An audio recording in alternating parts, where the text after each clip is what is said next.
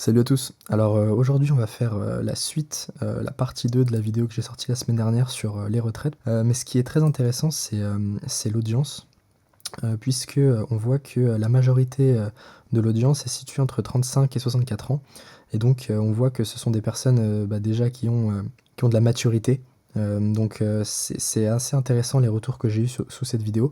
Malheureusement, même s'il y a toujours deux trois personnes qui n'ont rien compris, il se trouve que la majorité des gens ont compris que les retraites seront mises en péril, en tout cas le niveau d'allocation va baisser, ça c'est un fait. Et le fait qu'ils soient conscients de ça est déjà un bon point, mais beaucoup se demandent du coup que faire. Que faire parce que la majorité des gens pensent que l'investissement est risqué. Alors pour commencer, on va aller voir un graphique qui montre justement le palmarès des placements sur 30 ans. Et du coup, on va le mettre en grand, hop, qui est ici. Alors ce graphique, je l'ai déjà parlé sur une vidéo où j'y vais plus en détail, donc je vous mettrai le lien en haut à droite si jamais ça vous intéresse. Ce qui est important de voir, c'est que là vous voyez qu'il y a plusieurs types de placements qui peuvent justement générer des surperformances qui sont plus ou moins importantes. Mais ce qui est intéressant de voir, c'est ça, la hausse des prix. En fait, c'est si vous ne faites rien, si vous placez votre argent tout simplement à la banque, et ben au fur et à mesure du temps, cet argent va se déprécier. Vous n'allez pas le voir. Vous n'allez pas le voir parce que l'inflation, elle est sournoise. Mais ici, vous voyez que sur 30 ans, la hausse des prix a augmenté de 67%.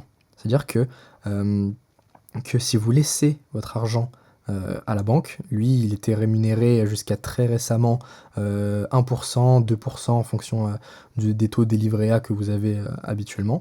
Et ici, vous voyez bien que si vous ne faites rien, vous perdez 67% de pouvoir d'achat sur 30 ans. Donc ça, c'est le premier fait. Ensuite, ce qui est intéressant de voir, c'est que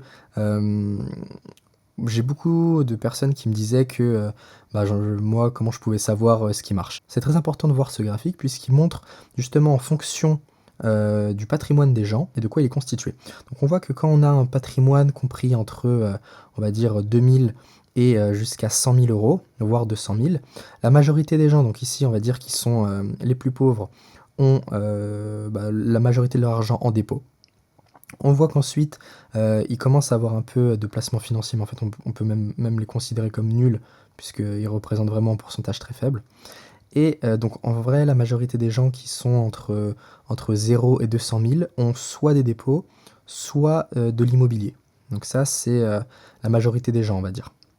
Et ensuite, une fois qu'on dépasse les 200 000 de patrimoine, on voit que l'immobilier a tendance à baisser, le business aussi, et les gens les plus riches ont des placements financiers. Donc ça, c'est intéressant de voir parce que, en fait, on revient sur le graphique et on voit que les placements financiers, c'est quoi? C'est les actions et les actions à dividendes. Et on voit que la surperformance, elle est flagrante. Donc les gens riches savent dans quoi investir. Ça, c'est un fait, hein.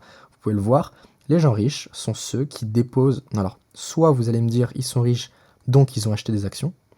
Mais la majorité des gens, c'est plutôt, ils ont acheté des actions, et au fur et à mesure du temps, les actions se sont appréciées, et du coup, elles ont pris de la valeur. Et donc ça, pour illustrer ça, on va pouvoir voir le cas de Daniel. Donc ici, on voit que Daniel, donc 85 ans, nous dévoile les investissements boursiers qui permettent son PEA d'afficher donc une plus-value. Donc hop, je vais mettre ça en clair pour que vous puissiez tous voir bien. Alors, ici, ce qui nous intéresse, du coup, c'est ces lignes. Et on voit que donc il a des titres. Donc il a 92 actions LVMH, 350 de Air Liquide, 5 actions d'Hermès, etc. Et on voit que donc c'est le prix de revient, donc c'est le PRU pour ceux qui ne savent pas, c'est le prix de l'action lorsqu'il l'a acheté. Une action, si vous voulez voir, hein, une action Hermès, il a acheté 5 actions à 381 euros. Et maintenant, il a une plus-value latente de 9 000 euros. Pourquoi? Parce que l'action Hermès, combien elle vaut maintenant? On peut aller voir. Tac. On va aller voir tout de suite. On va mettre Hermès. Voilà. L'action, elle vaut aujourd'hui 2285 euros. Une action. Daniel, lui, il l'a acheté à 380. Alors, maintenant, vous allez me dire, Oui, il a eu de la chance, il a acheté des actions, enfin, je suis d'accord, les actions, ça peut être risqué et il y a beaucoup de commentaires, lors de la vidéo là, qui m'ont dit c'était bien de faire une retraite par capitalisation. Mais qu'est-ce qu'on fait quand il y a un crack? Et ben, on va voir tout ça tout de suite. Ici, c'est la courbe du S&P 500.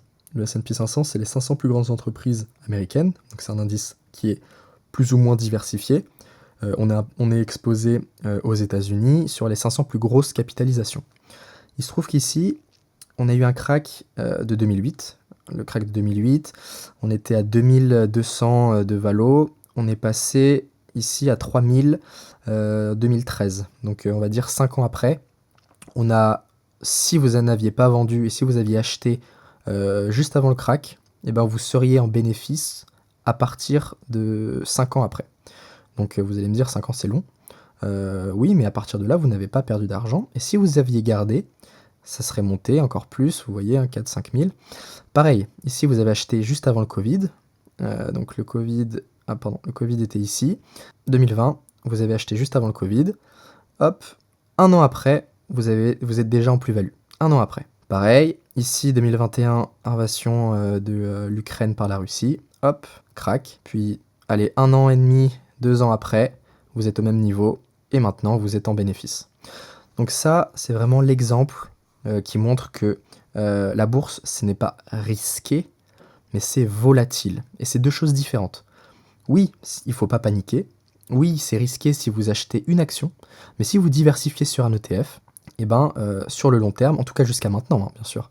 Mais vous voyez que depuis que le S&P existe, il est haussier. Ça ne veut pas dire que ça va... Moi, je donne pas de conseils, hein, mais c'est les faits, actuellement, c'est ce qui se passe. Et on voit que les plus riches, qui ont, eux, les capacités de s'entourer des personnes les plus compétentes, elles, eh ben, eux, ils investissent dans les placements financiers. Donc ça, c'était pour vous montrer un peu les risques. Ensuite, bien sûr, alors avant d'aller sur cette partie, donc ici, on va aller voir mon portefeuille pour vous montrer justement, moi, j'investis depuis pas forcément très longtemps, en comparaison de certaines personnes ou de Daniel, par exemple. Moi, c'est simple, j'ai commencé à investir en 2021. 2021, donc c'était après le Covid. Et du coup, c'était pour vous montrer que depuis que j'ai acheté, j'ai une plus-value de 25% sur mes investissements. Maintenant, là, vous voyez qu'il y a 9 000 euros d'investis. Si ces 9 000 euros, je les avais laissés comme vous, on va dire, quand je dis comme vous, c'est pas péjoratif, c'est seulement sur un profil de quelqu'un qui se dit que la bourse est trop risquée pour essayer d'investir. Donc, ça veut dire que si cet argent, je l'avais laissé sur mon PEA, il n'aurait jamais fait 25%. Il aurait fait d'abord de 21 à 22, il n'aurait rien fait, puisqu'il serait à 1% de rémunération, et il aurait fait 3% par la suite. Voilà, donc ça, c'est un fait, encore une fois.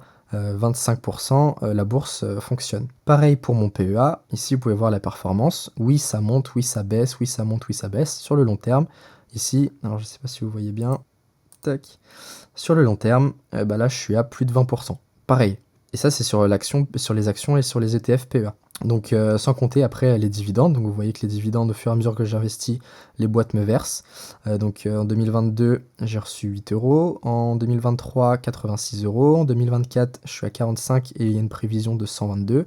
Et ça continue, puisque, comment dire, les entreprises, elles, enfin, comme elles sont en croissance, pour les bonnes entreprises, elles accroissent du coup les dividendes. Voilà. Donc pour ceux qui disent qu'il va y avoir un crack ou qu'il y aurait un crack ou qu'est-ce qui se passerait si jamais il y a un crack. Ici, c'est les prix de l'immobilier à Paris. Depuis, donc on voit que depuis, donc à partir du 1er mai 2024, on voit que sur un an, prix de l'immobilier à Paris ont perdu quasiment 10%. Ici, on voit, bon, c'est divers, c'est éparpillé, mais on voit qu'il y a du 9, il y a du 10, il y a du 7, il y a du 4, voilà. Donc là, les prix de l'immobilier baissent. Ceux qui me disent que l'investissement est risqué, si vous achetez votre maison quelque part, que ce soit, je ne sais pas, à Nice, à Nantes, à Strasbourg, etc., vous prenez un risque. Pourquoi? Parce que vous achetez 150 000, 200 000, 300 000 euros, vous habitez dedans, vous le mettez à louer, et si jamais il y a une baisse de l'immobilier comme maintenant à Paris, eh ben, vous perdez de l'argent. Alors vous perdez de l'argent hypothétiquement puisque vous n'avez pas encore vendu, mais c'est une baisse qui se ressent vis-à-vis des notaires. Donc là c'est meilleur agent, donc c'est les agences immobiliers. Voilà, donc ça c'est un fait. Maintenant, vous allez me dire, qu'est-ce qu'on fait du coup? En fait, c'est des variations. Les variations, ça ne veut pas dire de la perte. Il faut juste attendre, et sur le long terme, hein, on a bien vu que sur le long terme, ici, les investissements sont croissants. Alors, je dis bien les investissements, je dis pas une action en particulier, parce que moi j'ai des actions, quand j'ai commencé à investir, qui ont fait moins 80% parce que j'ai investi bêtement. Mais voilà. Maintenant, ça c'est pour la bourse, parce que la bourse, c'est quand on parle de capitaliser, donc ça c'est le cas avec mes investissements, ça capitalise, donc ça monte, mais ça me verse pas suffisamment de dividendes pour en vivre. Et donc le sujet de la vidéo, c'était de faire une compensation de la retraite. Et c'est pour ça que je vous ai parlé de Realty. Donc je vous en reparle. Realty, donc je vous remettrai le lien pour les vidéos pour ceux que ça intéresse. Realty, ça permet donc d'une part de acheter de l'immobilier. Ensuite, comme je vous le disais, comme l'immobilier, on a vu que ça peut être volatile, même si c'est quand même moins volatile que les actions. Ça permet justement de diversifier sur plusieurs propriétés, donc de ne pas mettre 150 000, 200 000 comme une personne lambda qui achèterait sa résidence principale. Ça permet de diversifier sur différents types de propriétés, sur différentes villes, sur différents secteurs, sur différents types de locataires. Donc je ne vais pas rentrer dans les détails sur cette vidéo-là, mais j'en parle dans les autres. Donc ça permet vraiment d'avoir ça, et surtout ça permet un rendement, et ça permet d'avoir de l'argent qui rentre sans avoir à vendre vos actions, par exemple au plus mauvais moment si jamais il y avait un crack. Donc je vous invite à aller voir par vous-même Realty, vous avez le lien dans la description, si vous passez par le lien ça va aider la chaîne. N'hésitez pas aussi à laisser des commentaires, puis je me ferai un plaisir d'y répondre si jamais ça peut vous aider.